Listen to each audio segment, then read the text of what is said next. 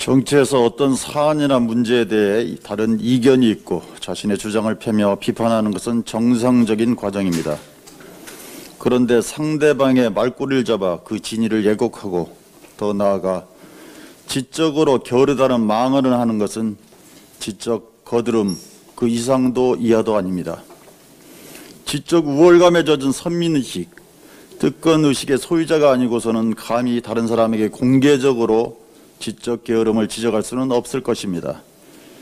경제학 박사학위자라는 것이 저런 자의식을 싹트게 했다면 그건 그저 거품 섞인 근자감일 뿐입니다. 세상의 지식이라는 것이 경제학에 국한될 리 만무하고 또 경제학 박사학위자가 적지도 않습니다. 진선미 의원이 말하고자 했던 것은 주택은 사고 파는 것이 아니라 거주 기본권을 충족하는 수단이 되어야 한다는 정신이었다고 봅니다. 그 일환으로 괜찮은 공공임대주택 확충의 필요성을 강조했을 따름입니다. 사실 윤희숙 의원이 지적 게으름 운운한 저희는 다른 데 있다고 봅니다.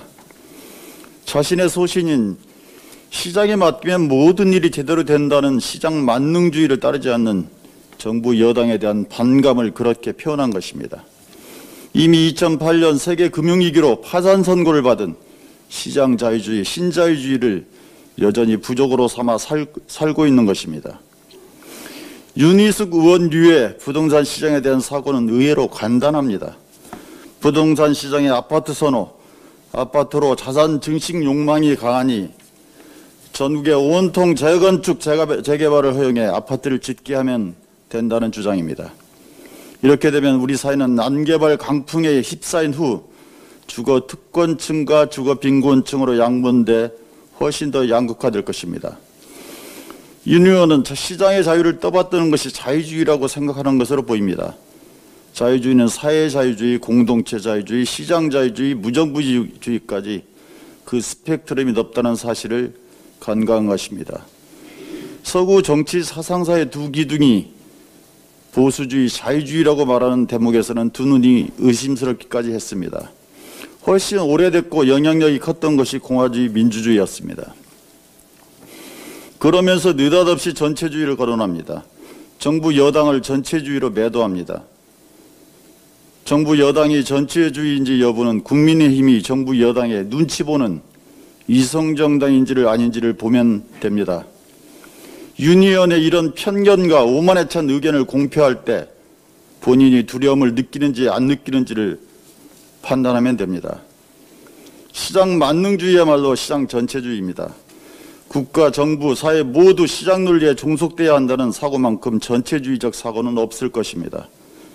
단 8명의 슈퍼부자가 전 세계 하위 50%만큼의 부를 독점하는 불평등을 당연하고 자연스럽게 여기는 사고만큼 치명적으로 임한 것은 없을 것입니다. 우리나라 헌법 119조 1항은 경제 자유의 조항이고 119조 2항은 경제 민주화 조항입니다. 왜 이 조항이 반드시 헌법에 들어갔어야 하는지 가까이 계시는 김종인 위원장에게 캐묻기를 권합니다. 그래서 지적 거드름을 교정받기를 바랍니다. 단국대 서민 교수가 국민의힘 의원들 대상 강연에서 서울시장 후보로 윤희숙 의원이 적합하다는 의견을 낸 적이 있습니다. 특권 기득권층의 옹호자라는 인상을 누구보다 강한 사람이 국민의힘 시장 후보로 나온다면 민주당으로서는 나쁜 일이 아닐 수도 있습니다. 윤나 땡, 윤희숙 나오면 땡큐.